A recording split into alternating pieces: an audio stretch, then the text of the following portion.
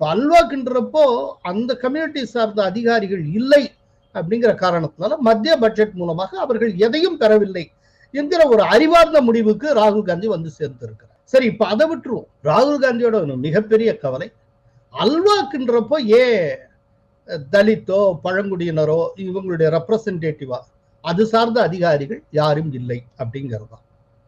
Right. இப்ப காங்கிரஸ் ஒவ்வொரு பட்ஜெட்டுக்கு முன்னாடி இதே போல அல்வா கிண்டியது.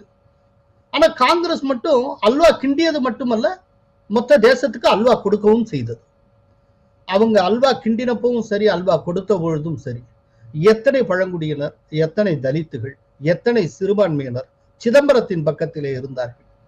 ஒரு சின்ன உதாரணத்துக்காக, ஒரு கேஸ் ஸ்டடிக்காக சொல்றேன்.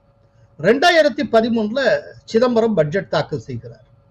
அப்போ பட்ஜெட்டுக்கு முன்னால சிதம்பரமும் சேர்ந்து அல்வா கிண்டினார். அப்புறம்